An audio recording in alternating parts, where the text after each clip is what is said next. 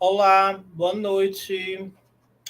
Está começando mais um programa Comunicação em Movimento e no programa de hoje, que é produzido pelo Grupo Emerge, Centro de Pesquisa e Produção em Comunicação e Emergência da Universidade Federal Fluminense, sob coordenação do professor Adilson Cabral. A produção em Comunicação em Movimento traz debates relacionados às políticas de comunicação, à comunicação comunitária, à diversidade cultural, à competência crítica infocomunicacional e ao ativismo midiático.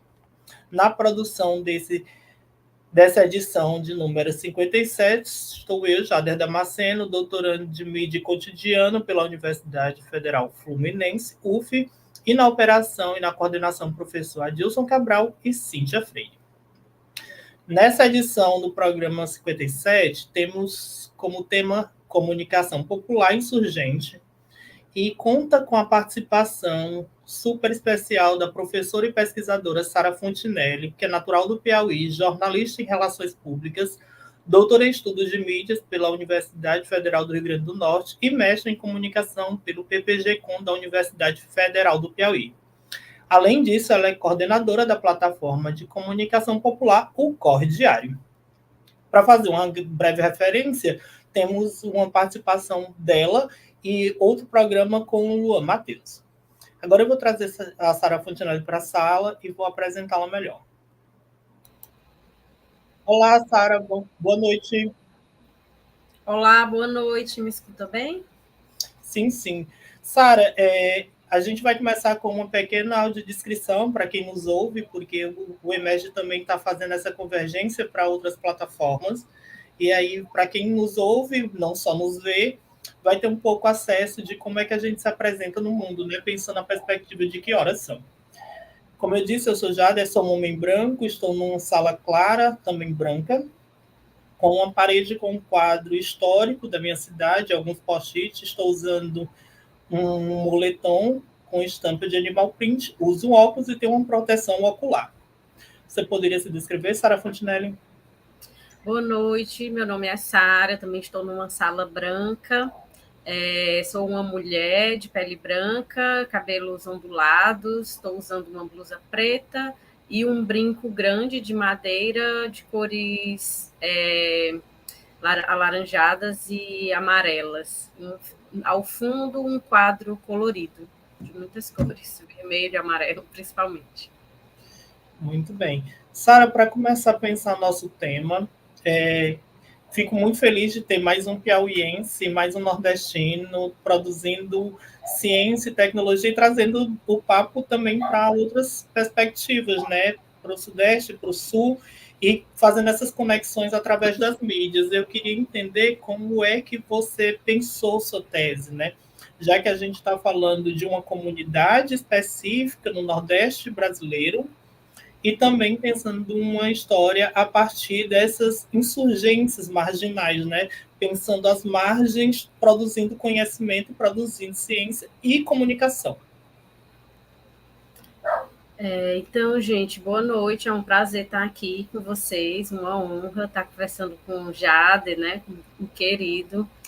E assim, para começar a falar essa tese, né, é importante dizer que ela é uma tese que ela não é tecida sozinha, né, por uma pesquisadora, mas ela é tecida coletivamente, né, como um sonho-ação, né, um sonho que se pensa um projeto junto, que se tece junto e que entende seus interlocutores também como participantes, né, da pesquisa, e que elabora também, né, essa artesania metodológica para a construção de uma ciência que consiga realmente engajar as comunidades e os seus saberes, né, na construção de soluções possíveis, né? Nesse nosso entendimento, as soluções elas devem ser comunitárias, né? Ou então elas não serão soluções. E nesse processo também venho dizendo que uma postura metodológica, né, é a conversa, né, a conversidade, que é uma questão trazida pelo Fleury, que vai nos guiar por um processo de confiança, né, de conversa, entendendo que o que a gente está fazendo é é um processo que põe também em choque, né, as velhas práticas acadêmicas e da ciência, porque está trazendo pensamentos, epistemologias, ontologias, ética e estética que são ancestrais, são comunitárias, são populares, né, e que têm uma urgência muito grande, né, para se colocar nesse campo, porque sabemos que existe aí uma crise, né, civilizacional, uma crise de pensamento, uma crise de, enfim, uma crise que nos coloca a entender que existe uma rachadura onde é possível a gente elaborar, né, insurgências contra colonialidades, anticolonialidades, para, como diz aí, né, o Krenak, adiar o fim do mundo. Você parte bem no título da sua pesquisa de algumas palavras que são muito caras hoje na contemporaneidade, né? Que é a perspectiva de insurgência, de margem e também de boa esperança, que é o nome da comunidade que você pesquisa como foco. Como você chegou nesse local, né? Nesse espaço-tempo, e quais são os primeiros contatos comunicacionais que você teve com a comunidade da Boa Esperança? Minha relação com a comunidade Boa Esperança, ela vem de muito tempo, né? Mais ou menos 2013, 2014, a gente que era do movimento social de comunicação já começou a se aproximar, né, desse processo. Lá é uma comunidade ribeirinha, né, que está sendo ameaçada por um programa chamado Programa Lagoas do Norte, que é um programa desenvolvimentista, desterritorializador, que visa, né, tirar as pessoas para colocar o progresso, que é um progresso que gentrifica a cidade, que impõe um modelo de cidade neoliberal, que exclui os símbolos, que exclui as pessoas, né, os sujeitos e as sujeitas. E até então era um programa, né, financiado por organismos internacionais, o Banco Mundial, o BIRD, o maior programa desenvolvimentista que Teresina já pode ter visto, né, porque impacta 13 bairros, mas a gente vai se focar, então, nas insurgências da comunidade Boa Esperança, porque é quem se coloca mais, né, nesse processo de defesa do território. E é uma comunidade que se considera afropindorâmica, né, e reivindica a sua territorialidade, o seu fazer, o seu estar no mundo, o seu brincar no mundo, o seu fazer festa, a sua espiritualidade, o Bumba Meu Boi, enfim, todas essas circularidades que dizem respeito a quem são, né? Essas pessoas, as suas histórias, as suas memórias, a sua forma de pensar, né, a cidade também, porque fica a 10 minutos do centro da cidade, essa comunidade, então ela acaba trazendo também uma ruptura com a temporalidade da cidade, né? Porque você está ali no centro e de repente entra dentro de uma comunidade que tem uma temporalidade completamente diferente, que é o do fazer das vazantes, é o fazer das benzedeiras, é o fazer de bichos sendo criados, né, nos quintais de casa, de plantar, de colher. Então é uma temporalidade também que arranha, né, essa coisa rápida, essa coisa apertada, né, espremida que o modelo de cidade capitalista colonial impõe, né, às pessoas. Então, de fato, é algo que incomoda também, né, demais. Assim, a Boa Esperança incomoda de um lado capital, mas de outro também vem ensinando muito a gente a pensar sobre cidade, a gente pensar sobre outras sociabilidades, sobre comunicação. E quem passa por lá, né, seja qual a área de saber, tem experimentado, né, outra vivência, tem experimentado outra forma de estar no mundo e tem se sentido desafiado a refazer rotas, né, refazer práticas. Depois eu vou colocar no bate-papo também, ficar disponível para contato, o Museu Visual Digital da Boa Esperança, né, que é uma ideia da comunidade, pensando na perspectiva de manutenção dos saberes ancestrais. Aproveito para costurar essa ideia de saberes ancestrais, Sara, voltar de novo na ideia de comunicação como esse espaço de saber tradicional, hegemônico, em disputa com esses saberes ancestrais. E eu queria entender de que forma que a tese ela utiliza os parâmetros filosóficos, né, epistêmicos, de decolonialidade ancestral para produzir ou pensar uma outra comunicação. Eu tenho falado de uma comunicação que ela é integral. Eu tenho falado não, né? Eu tenho aprendido com a comunidade Boa Esperança, que é uma comunicação integral, ela é holística, ela é transcendental, ela é insurgente, ela é contracolonial. E assim, tanto os adjetivos, né, que parecem ser perdidos não são saberes territoriais, né? São saberes completamente enraizados nas tecnologias ancestrais, nas técnicas, nos modos de fazer, na forma de se enxergar e estar no mundo, né? E aí eu lembrando aqui o pensador, né, indígena, professor também, ai, gente, agora eu vou esquecer o nome do companheiro. Não. Piauiense? Não, da Bahia.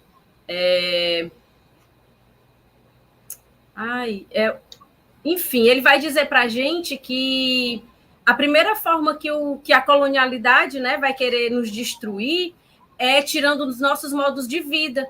Então, a primeira forma que a colonialidade escolheu, né, para destruir os povos indígenas, né, os povos de África, enfim, os povos colonizados, foi justamente de tirar os modos de vida, porque tirando os modos de vida, a gente vai negar as existências.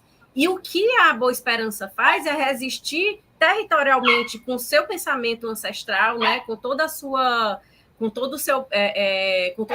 carga, né, de relacionalidade com o mundo, com o transcendente, com o cosmos, com sua espiritualidade, né, e aí convocando aqui o Sodré, né, que ele vai falar disso, dessa corporeidade, né, dessa coisa que não envolve apenas o humano, mas também os invisíveis, os não humanos também, né?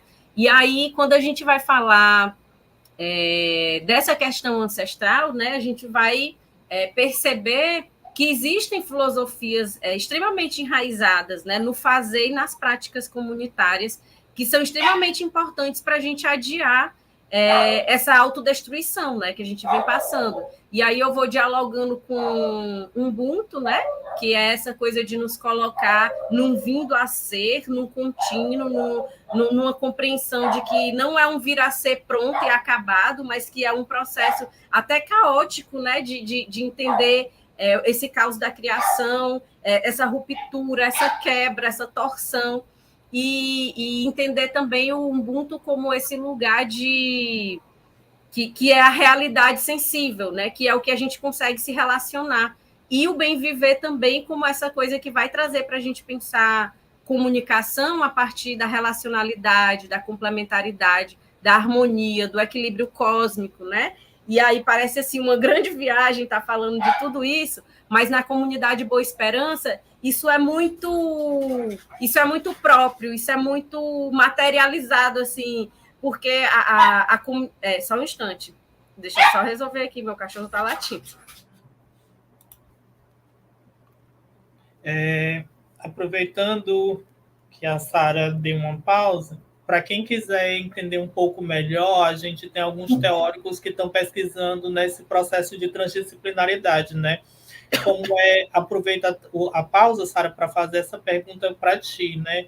Como é que é trazer teóricos não convencionais para ajudar a formular uma tese, uma pesquisa de comunicação, pensando essas margens não só geográficas, já que a gente está falando da periferia de Teresina, das margens de Teresina, e também Teresina enquanto uma margem do Brasil, né? Enquanto uma região do Nordeste, até por muitos esquecido.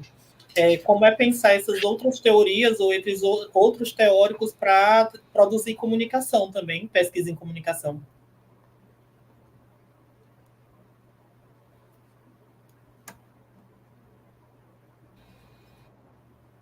Desculpa e obrigada por esperar. Então, aí como eu ia dizer, já eu chego aí, Jader, mas como eu ia dizendo, esse modo de comunicação, ele vai se transformando numa coisa tão nítida, tão ao mesmo tempo, não é apenas um jogo de palavras, não é apenas uma coisa imaginada, mas é algo que vai se tecendo, né? Porque, por exemplo, a comunidade, ela escuta os seus ancestrais, né? Escuta a sua espiritualidade para tomar decisões comunicacionais, como, por exemplo, a produção de cartazes, grafitagem, enfim, produzir um boletim, produzir alguma coisa nesse tipo, né? Os vídeos, né, que são feitos, as produções audiovisuais, né? Então, isso tudo está diretamente relacionado com a simbologia, as representações e as representatividades que tem ali no território, né? Então, vai vir as epistemologias de Exu, né? Que é o orixá que vai pensar aí a comunicação, vai vir epistemologias de Oxum, né? Que está muito presente, que é das águas, ali inclusive, né, das lagoas e dos 2 rios que se encontram ali na comunidade, e a gente vai pensando que comunicação é essa, né? De Exu, que é de rua, né? Que é de se dispor a estar ali na vivência, e aí a gente vai falar de uma comunicação que necessariamente necessita de uma vivência, de uma experiência, de um trânsito na rua, de um diálogo com muitas pessoas, com muitos seres, né? com muitas perspectivas de estar no mundo, né? E isso também é uma epistemologia. Quando vai falar das epistemologias de Oxum, a gente pensar no processo dialógico, né, que essa divindade traz para a gente, de fluir, e que só pode estar ali quem consegue fluir junto, né? Quem consegue se elaborar nesse processo coletivo, nessa dialogicidade. E a gente já pode pensar com Paulo Freire, né, quando ele vai dizer que a comunicação é a condição, né, de existência no mundo, que quando a gente tem a nossa palavra silenciada, a gente tem, então, negada o direito à autodescoberta, o direito dos trânsitos das consciências, né, da relacionalidade e da dialogicidade, e aí o que vai ficar no lugar é o silenciamento, a opressão e a colonialidade. E aí tu perguntou como é trabalhar com esses outros autores, né? E aí todas essas coisas aqui que a gente está falando, é importante saudar, né, reverenciar e honrar, né, Nego Bispo, que foi o pensador quilombola, que assim, é muito presente na comunidade e também muito presente nesse processo de construção coletiva, né, da comunicação que a gente vem falando, porque ele vai falar de circularidade, que é a gente enxergar todas as dimensões. A gente vai olhar para cima, não vai desprezar os de baixo, a gente vai olhar para o lado esquerdo, mas a gente não vai tirar o olho do lado direito, e isso também é espiritualidade, né? Porque ele traz, por isso que eu estou dizendo que é transcendente, é holístico, é integral, porque são compreensões que atravessam a gente politicamente e atravessam a nossa existência, né? De todos os lados. Então, ele vai falar de circularidade, e aí eu vou pensar também nessa circularidade no processo comunicacional, né? Em como é que, e aí é onde a gente vai pensar essa quádruple potência, né? Que está em circularidade, uma comunicação mobilizadora, a educação popular, uma dimensão informativa e a dimensão... Gente, estou esquecendo de tudo, estou um pouco nervosa. A dimensão da educação popular, da informação e do processo organizativo, porque a gente vai entender que a comunicação também ela tem essa dimensão organizativa, né? Dos tempos, dos espaços-tempos, da elaboração das táticas, né? De luta. Enfim, então, trazer esses novos autores é a condição para que a gente saia, né? Desse modo interpretativo que a academia está acostumada, né? Acho que enquanto a gente não dialogar com essas outras epistemologias, a gente vai continuar incorrendo no mesmo risco, né? E até Muniz Sodré também, que vai falar que está no momento da comunicação pensar outras chaves, né, de interpretação, que saia dessa racionalidade moderna, que nos impulsione, né, a uma vocação muito mais ampla do que é a comunicação, para além dos informes, para além do que dessa estética, né, maçante, opressora e colonizadora que impede a existência de muitas falas, de muitos corpos, de muitas formas de vida se expressarem e romperem, então, o silenciamento e dizerem a sua palavra coletiva, né? A próxima pergunta que eu ia fazer, já pensando também no correr, no andar da história, né, do nosso tempo, já seria essa perspectiva da importância de estudos decoloniais, né? Mas você acabou de dar uma aula prática de como exercer uma pesquisa decolonial. Aí eu vou aproveitar e puxar e costurar com outra pergunta que estava programada, que seria imaginar que sua tese concorreu agora como uma das melhores teses da Compós e do Brasil, né? No evento da Compós. E a gente não chega com uma pesquisa decolonial a partir de uma identidade e proximidade com as insurgências e com as margens, sem imaginar um outro modelo também de ciência.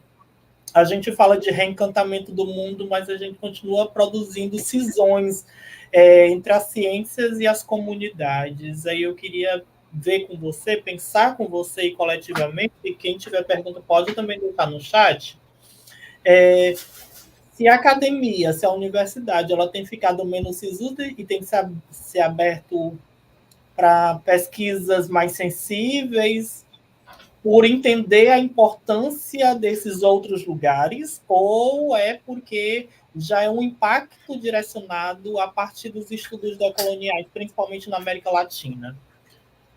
Você acha que ela tem percebido essa importância, essas insurgências, essa necessidade de urgência também, de emergência, por isso do nosso nome do grupo de pesquisa, ou já é uma resposta a esses impactos, né, das pesquisas decoloniais dentro do campo das ciências, né? Só lembrando aqui que eu estava tentando lembrar o nome do indígena, professor Kazé Angatu, né? Ele vai falar como é potente a gente resistir aos nossos modos de vida, né? E aí ele vai dizer outra coisa também, que é assim, caso precise escolher entre a sabedoria e o conhecimento acadêmico, fico com a sabedoria. Não é a sabedoria que tem que se adequar ao conhecimento acadêmico. Se a sabedoria é circular e o conhecimento quadrado, não irei enquadrar a sabedoria e sim fazer com que o conhecimento fique circular, que é uma outra potência também, né, do pensamento do Nego Bispo. Essa coisa da gente não se fazer caber dentro do espaço já quadrado, né, mas de fazer circular essa outra potência, né? E aí eu digo que não é a academia que está a fim de abrir esse espaço, não é. Justamente os setores subalternizados, invisibilizados, que têm buscado cada vez mais esse lugar, né, de romper o silenciamento, de construir suas narrativas e dizer em nome do seu dizer a sua palavra, né, e não ter intermediadores, né, não ter interpretadores, né, desse pensamento, mas se colocar em conversidade mesmo, em dialogicidade, em horizontalidade. E aí nisso também, né, tem uma das autoras, né, que eu utilizei para pensar a minha metodologia, que é a Sarah Berkin, ela vai falar sobre essa necessidade de uma conexão, né, da igualdade discursiva para produzir esse pensamento que seja horizontal, né? Por quê? Porque a gente vai sair do espaço da síndrome da Universidade Salvadora e a gente pode, então, a partir dessa igualdade discursiva, sair da tradução e criar parcerias dialógicas, né? Então, é uma equação que vai apontar não para a universidade que fez alguém ganhar, né, alguma coisa, mas o quanto nós, da academia, conseguimos compreender, apreender e reaprender com as comunidades, né, com essas insurgências, com essas ancestralidades, né? Então, é um ganho muito maior. E a gente se faz isso também se permitindo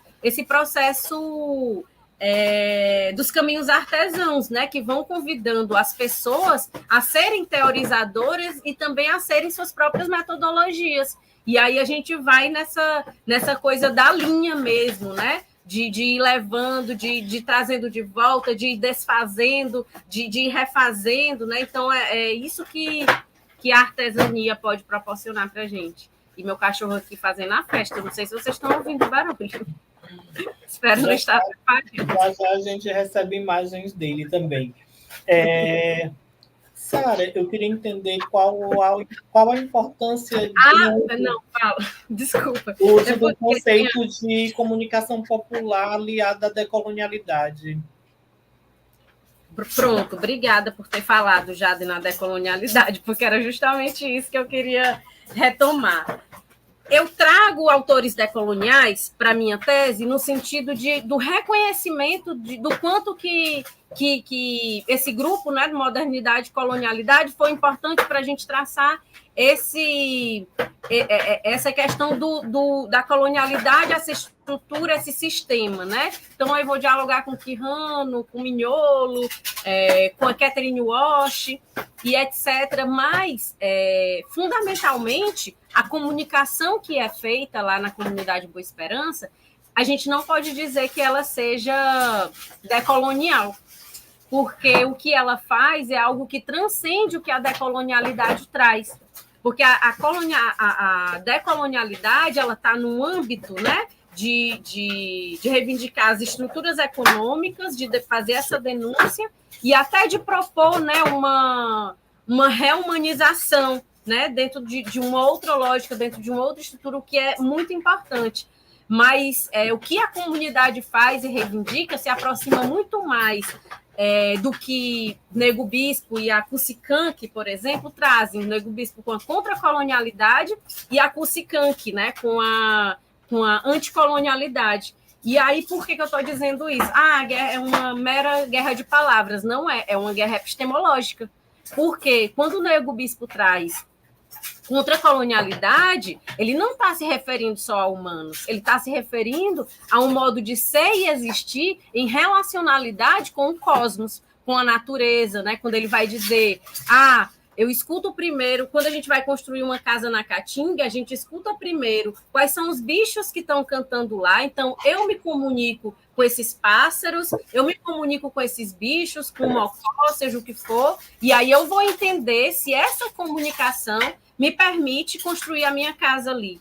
Quando a Cusicanque vai falar de um saber, né? Um saber Tite é possível, que ela vai dizer que é preciso pensar com as entranhas do coração, ela também está dizendo para a gente que é uma outra dimensão que está sendo convidada para a roda. É uma transcendência, né? Algo que vai extrapolar o que, por exemplo, autores da decolonialidade não apontam. Então, assim, eu não estou fazendo aqui um desprezo, né, às teorias, né, decoloniais, porque eu acho que elas têm a sua importância, né, e, em certa medida, logicamente, desde 2008 que venho dialogando, né, com essa perspectiva, então não vejo...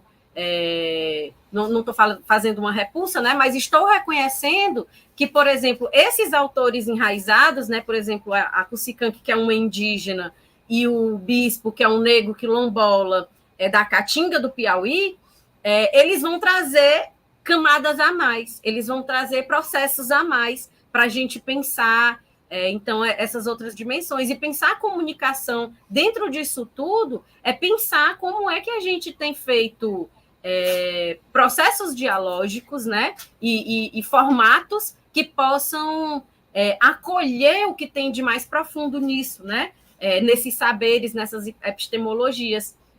Por exemplo, como é que a gente faz comunicação em roda? Como é que a gente faz comunicação que vai ouvir a entidade Maria Mulambo, né, que é quem tem estado muito presente na comunidade? Como é que a gente vai fazer comunicação biointeragindo com essa estética do rio, biointeragindo com a estética das plantas, do genipapo, do angico que tem ao longo da Boa Esperança, né? Então, é pensar uma outra estética, é pensar um outro diálogo. E a gente foi aprendendo muito, né? Assim, tanto enquanto pesquisadores e pesquisadoras lá na Boa Esperança, como também com o Ocorre Diário, né? Porque a comunidade participa do Ocorre Diário. E a gente vem bebendo, né, desse processo e vem buscando formas e rotas de construir outras formas de comunicação. Como a gente vai construir uma reportagem? Como a gente vai construir que saberes tem daí, né? Para escrever um texto, porque às vezes a gente se põe a escrever texto, né? A gente se põe a fazer esses processos que a gente vai costurando juntos, né? A gente não faz uma comunicação sozinho, né? Só colocando aspas. A gente faz junto mesmo, pelo menos tenta, né? A fazer esse trânsito. Essa comunicação de proximidade com as comunidades é um desafio para todos os pesquisadores, né? Porque boa parte das pesquisas científicas acontece de ir nas comunidades, na periferia, em grupos e coletivos marginalizados, abstrair ou sugar, a palavra é um pouco dura, mas talvez seja adequado para o momento, os saberes daquele lugar para a produção de ciência institucionalizada e muitas vezes não retorna. Aí eu queria aproveitar, Sara, e te perguntar como é que tua pesquisa volta, né, para casa. É curioso a gente falar desse jeito, porque parece que a gente está falando de uma abstração. Mas quando a pesquisa volta para casa, ela volta dando resposta à ciência, né? Essa proximidade com a comunidade, e ajudando a comunidade a se entender e produzir outras, né? Uma tecnologia social, é uma ciência social. Eu queria entender como foi que tua tese voltou para casa, para Boa Esperança. Eu acho que ela nunca saiu, né? Porque nunca saiu de casa no sentido de que foi um processo muito junto, né? Muito de acolhimento, muito de troca, né? Então, em muitos momentos, quando eu estava pegando toda a produção de dados, porque aí também eu não fiz só um processo do que eu consegui fazer durante os 4 anos de doutorado, né? Eu fui também pegando o que existia desde 2012, 2013, quando a comunidade começou a lutar, né, por seu território. Quer dizer, a comunidade sempre foi engajada, mas lutando pelo território em relação a esse programa Lagoas do Norte, né?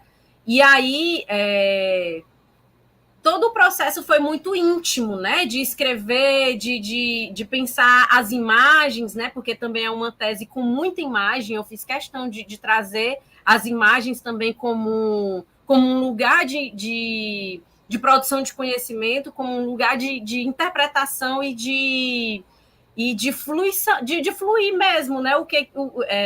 De não só olhar o que tem no território, porque ajuda também, né? Mas de espacializar aquele lugar enquanto uma imagem, né? Então, as escolhas de imagens, às vezes as falas, né? Às vezes eu ia escrever aqui, vou escrever sobre o pai José Ilson, aí escrevo, aí será que ele vai estar de acordo? Aí eu mando aqui para ele, pergunto se é por aí mesmo e tal. E, enfim, muito cuidado, né? E a gente continua, né, até hoje, fazendo comunicação juntos, né, e juntas, porque a comunidade Boa Esperança também faz parte do Ocorre Diário, e eu sou, né, coordenadora, junto com o Luan, do Ocorre Diário. Então, é esse processo, né, que ele não tem fim, ele não se esgota ali, porque a gente continua disputando, né, narrativas, a gente continua disputando uma outra comunicação junto, né, e continua traçando táticas, né, contra o colonial capitalismo. Então, não é à toa que é uma conversa confiada, né, esse processo. E, às vezes, no ano passado, a gente ainda escreveu um artigo juntas, né, com a Lúcia, que é uma grande liderança, né, comunitária, lá da comunidade, e a professora Joina, que também foi uma pessoa extremamente importante nesse processo. E a gente escreveu e vai escrevendo juntos também o que a gente tem para dizer, pensando memórias, as histórias de vida da comunidade, pensando como que a comunidade potencializa, né, essas memórias. E hoje tem um museu, né, enfim, tem um museu físico, tem um museu virtual, tem um memorial Maria Sueli lá na comunidade também. Enfim, e aí você tinha falado da questão da Compós, né? Foi assim, uma grata satisfação e uma surpresa também ser indicado, né? para esse prêmio, que é de extrema relevância e de extrema importância para a produção acadêmica e científica, né, da comunicação no país, e a comunidade também recebe, né, com muito louvor e carinho, né, essa indicação. Não sei se eu consegui te responder. Tal hora eu viajo, eu não sei se eu estou dentro do que tu tá. Sara, a gente já está chegando a 35 minutos, nosso programa sempre tem um tempinho muito curto, e aí, infelizmente, um tema complexo como esse poderia gerar outros subtópicos, outros subtemas e outros programas, e a gente não precisa encerrar por aqui, porque tem as redes sociais. Falando em rede social, onde a gente pode achar mais produção da Sara? Onde a gente pode achar a produção da Boa Esperança e como é que a gente pode entrar em contato e produção? Para quem estiver mais interessado na sua pesquisa, na pesquisa da Boa Esperança, na produção nas periferias e nas margens do Brasil. A Boa Esperança tem um perfil no Instagram que é Centro de Defesa Ferreira de Souza. Tem também uma outra rede que é do Memorial Maria Sueli, que é esse nome, né? Memorial Casa Professora Maria Sueli. O nome, a rede social tá assim.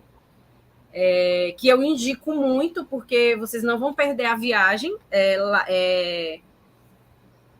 Sempre são coisas muito importantes e pensamentos extremamente necessários e lutas urgentes, né, e necessárias na cidade, que a comunidade vem implementando, junto também com ensinamentos de muitas táticas, né? A minha rede social é sarafontinelli.santos. E onde encontrar... também tem o Ocorre Diário, né? Por favor, sigam, @ocorre diário. E que lá também temos o site, né? A Boa Esperança tem um museu virtual, que é Museu da Resistência da Boa Esperança. Se vocês colocarem Museu da Resistência da Boa Esperança no Google, acho que já vai cair lá, que também tem muita coisa massa assim, para conhecer, né? E acho que é isso, não sei se deu para... Muito obrigado. A gente pode disponibilizar também, deixar anexado nas mensagens, né, no chat. E quem quiser achar um pouco mais, procurar no nosso Instagram, porque tem os links direto ao teu perfil pessoal e também aos outros perfis da Boa Esperança e também do Corre. Eu fico muito feliz, muito grato por você ter topado bater esse papo comigo, para o grupo de pesquisa MED. E a gente vai ficando por aqui com mais a edição do EMED, né? Muito obrigado. Aí é muito complicado para mim, sei que às vezes eu não sei se eu chamo minha amiga Sara, se eu chamo professora Sara, se eu chamo pesquisadora Sara. Eu acho que é tudo junto, mas nesse momento eu vou falar de uma forma litúrgica, né? Muito obrigado, professora Sara Fontinelli, pela participação aqui no programa Comunicação em Movimento número 57 do Grupo de Pesquisa EMERGE da Universidade Federal do Piauí. A gente vai ficando por aqui, estendo o convite para visitar tanto as redes sociais da Boa Esperança, quanto também da pesquisa da Sara Fontinelli através das redes sociais dela. Esse é um quadro, é um programa, e teve a operação minha, Jader Damasceno, a apresentação também, e a operação Cíntia e Adilson Cabral, Cíntia Freire e Adilson Cabral, que é o nosso coordenador do grupo de pesquisa EMERGE. Produção também ficou por minha parte, e a gente se encontra até o próximo programa, viu? Tchau.